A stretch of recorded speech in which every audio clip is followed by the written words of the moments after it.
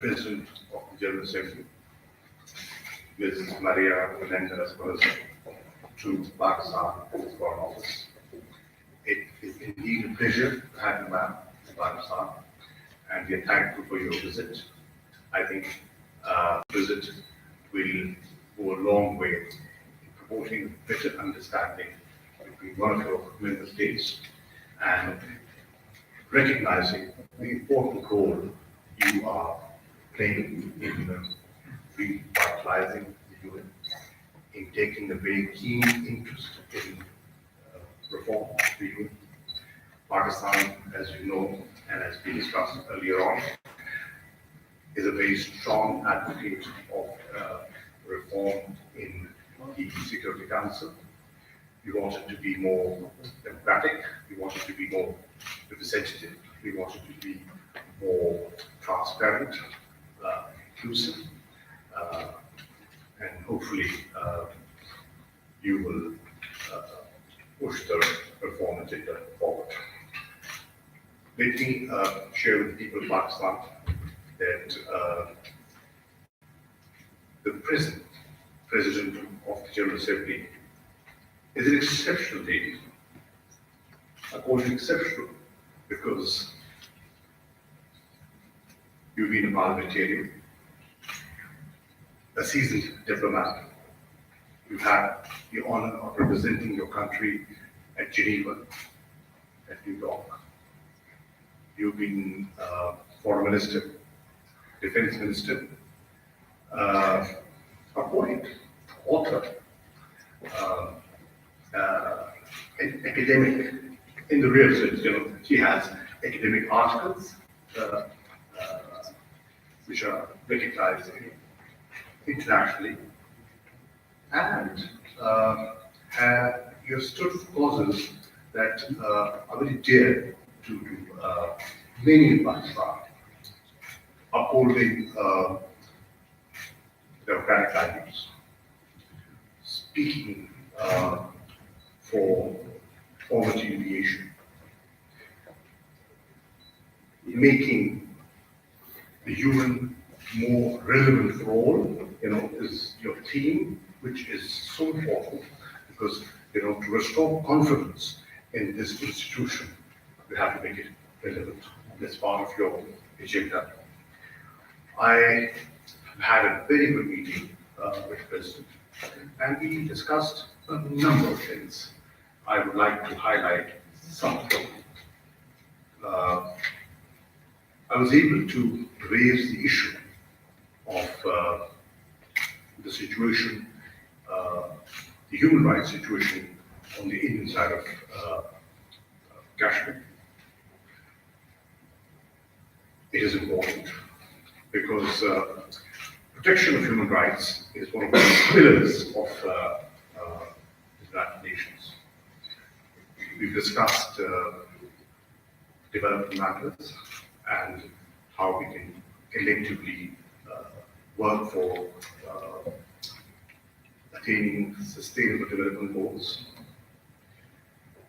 I've also shared with the President the plight of refugees all over the world, but my particular focus was on Afghanistan. We're still hosting, now for almost 4 decades, close to 3 million Afghan refugees. And we feel, Pakistan feels, that the international community has forgotten about them. They have a role to play. A developing country like Pakistan has done its best, but needs help. We also discussed, I shared the efforts Pakistan is putting in to attain peace and reconciliation in Afghanistan, which we feel is very important, and as one of the root causes to the refugee problem. If there is improvement in Afghanistan, obviously there will be more refugees and people will return to their homes with honor and dignity. We've shared the role different countries have played, and I'm grateful to you, ma'am, for recognizing Pakistan's role in UN peacekeeping. Pakistan is one of the four most important countries that have contributed to UN peacekeeping. Another subject which is very close to heart and is very close to Prime Minister Imran Khan's heart, and that's issues of environment, climate change. And I've shared with her our desire to plant 10 billion trees in the next 5 years to improve the environment and the impact it has on economy and people. We've discussed poverty alleviation and how she has stood for discrimination against women and how important it is for this government. Basic fundamental rights, protection of basic fundamental rights. I'm happy to say, and I'm happy to share with you that the views that the President has held all her life in different capacities, and the vision of the PTI government of Prime Minister Imran Khan, there is a lot of similarity, and that's why we had an excellent meeting. Thank you for listening to us. Thank you, Minister. Through you, I would like to really thank the hospitality and the friendship of the government and the people of Pakistan. You yourself, Minister Mahmood, Qureshi, have had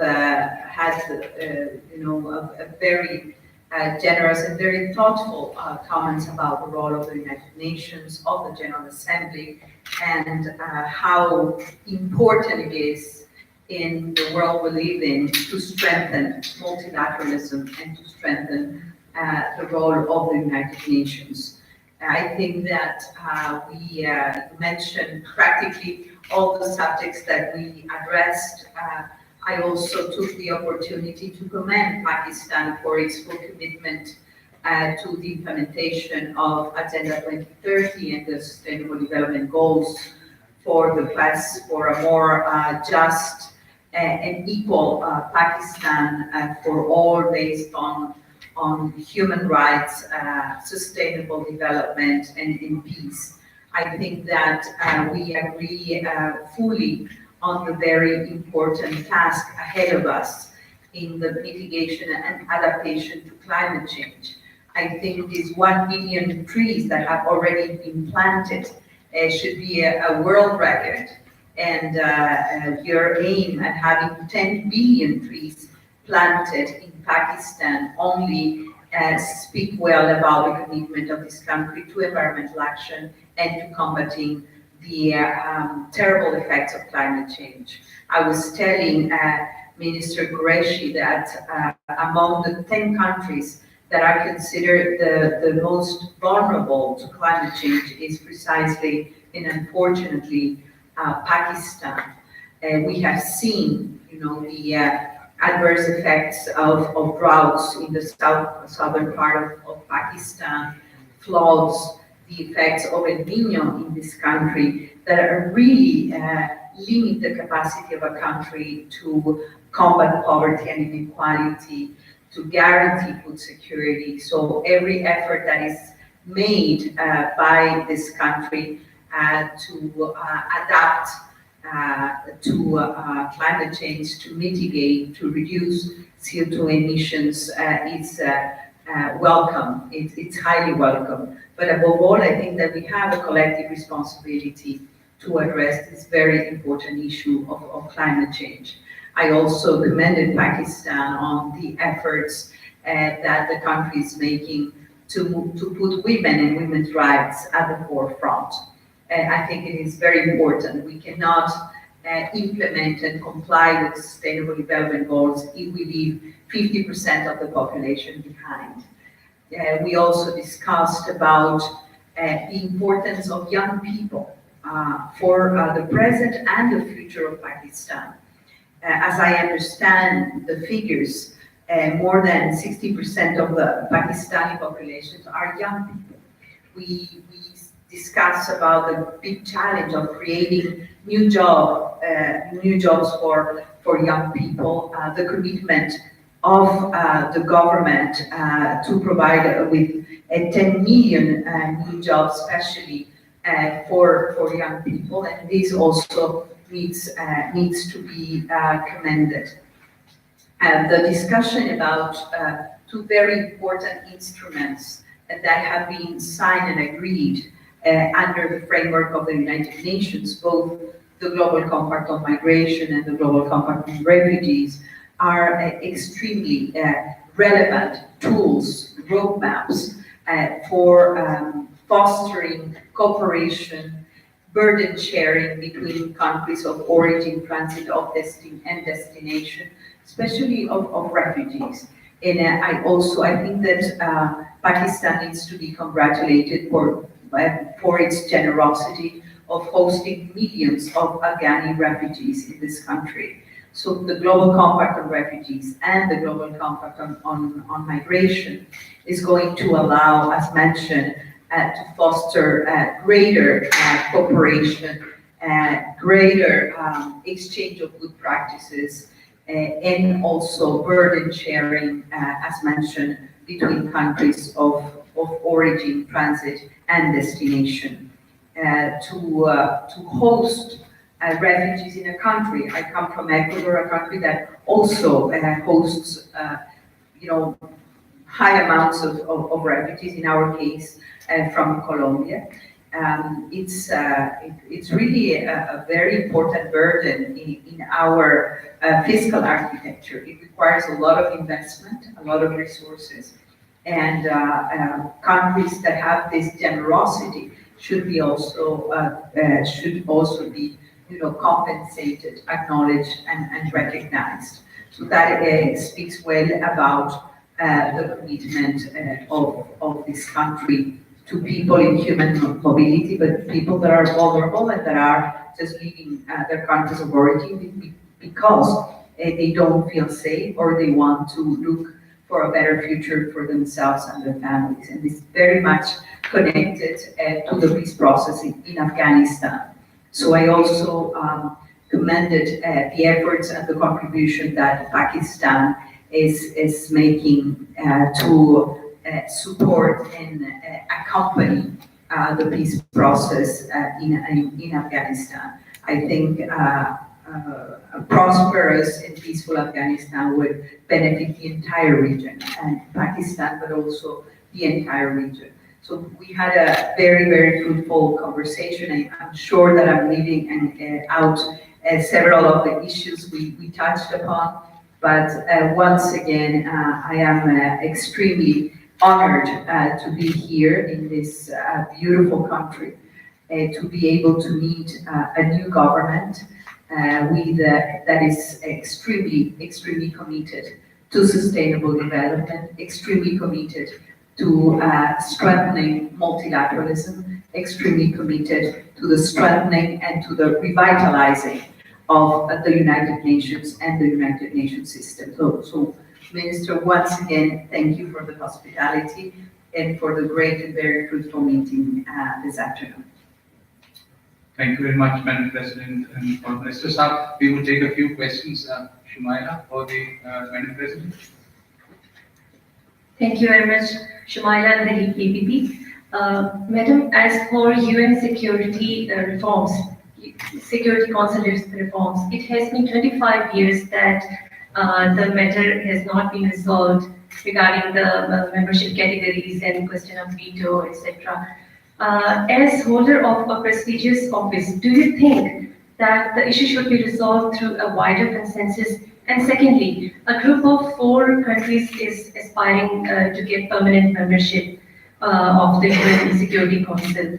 However, one of those countries has not so good track record vis-a-vis human rights violations.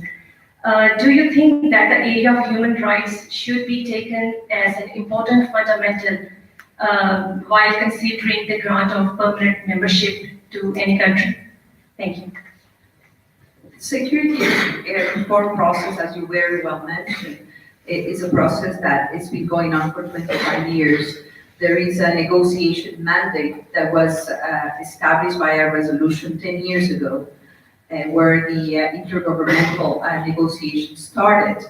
This is very much a member state-driven process. So the pace, the depth, and the content of the reform will very much depend on the decision, the political will of the 193 member states. My role as President of the General Assembly is to ensure that consultations are open, are transparent, are inclusive, and that the positions of the very different groups are taken into account in the process. It is, I cannot hide this from you, it's a very contentious issue. There is a mandate to the General Assembly to continue the negotiations, and that this process will continue, of course, during my tenure. And I have appointed 2 co-chairs for the negotiation process, and I am following it attentively. But basically, and I repeat, it's very much a member state-driven process. Thank you very much. Shabir Wagra Sahab, PTV, Foreign Minister. Foreign minister साहब, आपने जैसा कि अभी कहा कि आपने कश्मीर का issue discuss किया और कश्मीर में ह्यूमन राइट्स वायलेशंस और किलिंग्स पिछले 1 साल में बहुत ज़्यादा बढ़ गई है, तो क्या कोई वे फॉरवर्ड भी डिस्कस किया गया है कि क्या यूएन रोल प्ले कर सकता है, स्पेशली इंडिया को रोकने के लिए कि ये जो ह्यूमन राइट्स वायलेशंस बढ़ गई हैं इनको चेक किया जाए? वे फॉरवर्ड के हवाले से कुछ डिस्कशन हुई? I will quickly translate the question for the benefit of the President. Yeah, it is. He's going to translate the question. Okay, thank you. He is asking that the Foreign Minister just mentioned that he did discuss the issue of Jammu and Kashmir, and he's asking whether the human rights violations in Jammu and Kashmir, Indian occupied Jammu and Kashmir being perpetrated by Indian forces were also discussed, and what way forward was discussed by the Foreign Minister.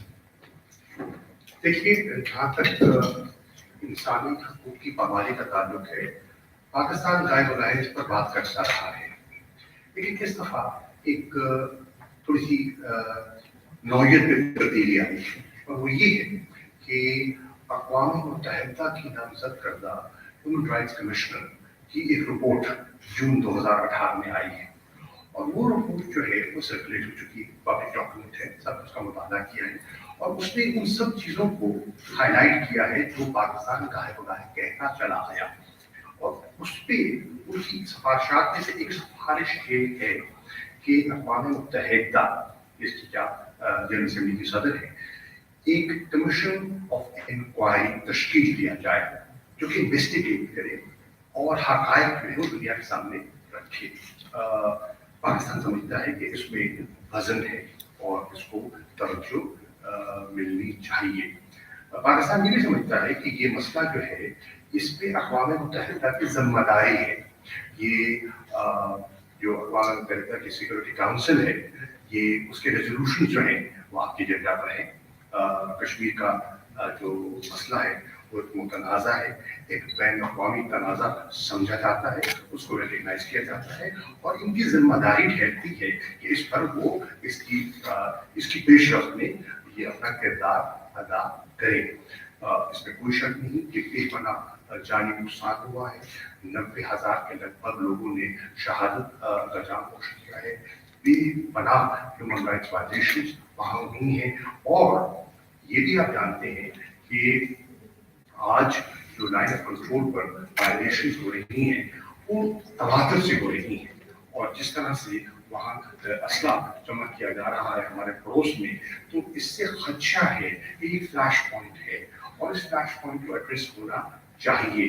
Pakistan एक पुरअमन मुल्क है, हम अपने हमसायों के साथ अमन से रहना चाहते हैं, लेकिन ये मसला जो है जो इंसानी हकूक का मसला है, ये फौरी तवज्जो का मसला है, और इस पर हम समझते हैं कि आप जैसी शख्सियत, सदर जनरल असेंबली जैसी शख्सियत जिनका अपना ट्रैक रिकॉर्ड है, बड़ा नुमाया ट्रैक रिकॉर्ड है, अपना किरदार अदा कर सकती हैं।